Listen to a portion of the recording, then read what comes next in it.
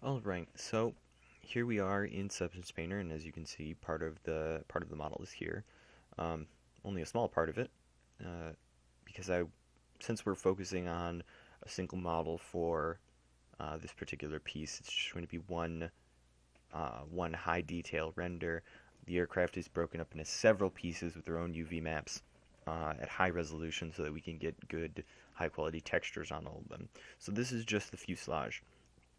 It's got the engine cowling and the tail section, and as you can see, that's the only two pieces we have here in Substance Painter's uh, layer editor, texture sets. Um, Substance Painter is what I recommend. You can of course do this in Photoshop if that's what you've got, but Substance Painter is really just it's just much easier, much better. It's just an overall better program for this sort of rendering or this sort of texturing rather. Um, as you can see, since these are one-sided polygons only, they disappear. There's no inside, it's one-sided only, but that's fine. It actually makes it easier for looking at, if you had the whole model in here, you'd be able to see the cockpit a little bit easier, um, things like that. It's not important for this because we're not putting textures on the inside of this. The cockpit has its own interior walls that block off all of these negative areas, so that's not important. Um, but I will go over how I made this texture here. As you can see when we zoom in, there's a few different layers of things going on here. I'll bring up my layer editor. We've got surface scratches. We've got this is the underbelly layer here, which I forgot to name. That's fine.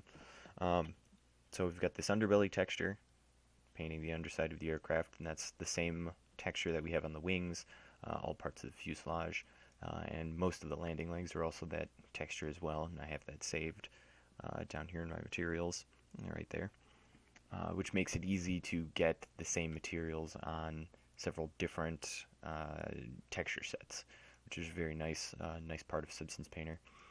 But to get this fractal camouflage pattern here, I have several different layers. I've got this base paint layer, which is just this dark green color, and then we have these dark stripes, which are these black parts, and then the second layer is the brighter green.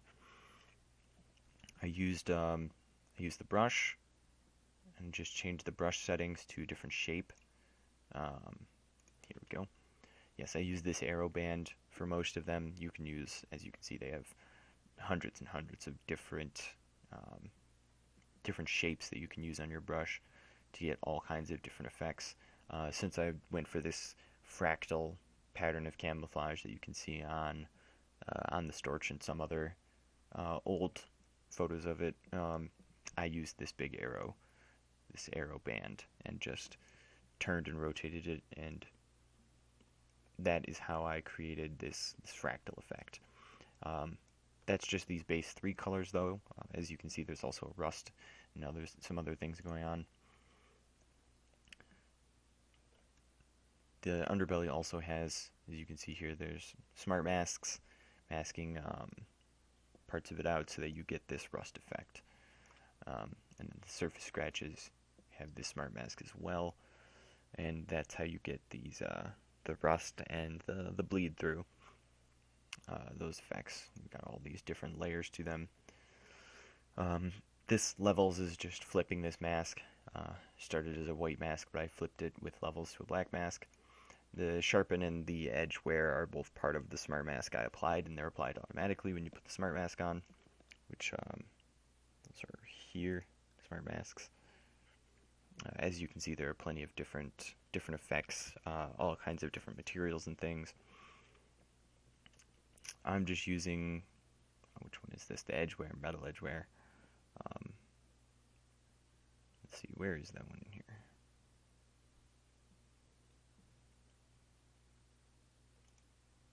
Edges strong.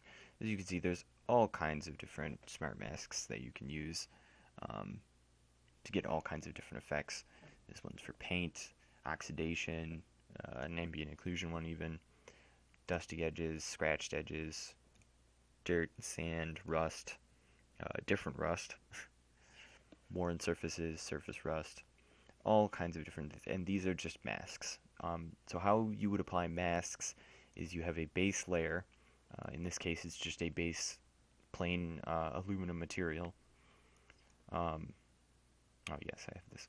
A plain base aluminum material that's just right here. And so you do a fill coat with that, and then you put another layer over top of it, another fill layer. In this case, instead of the fill, I have all the dark stripes and things over top of it. And then you put a mask over those, and the mask cuts through these paint layers, revealing the aluminum underneath in whatever kind of pattern you want, edge wear or rust streaks or what mask you put on it. Uh, this other rust effect is a material effect that they have on this material that you can see.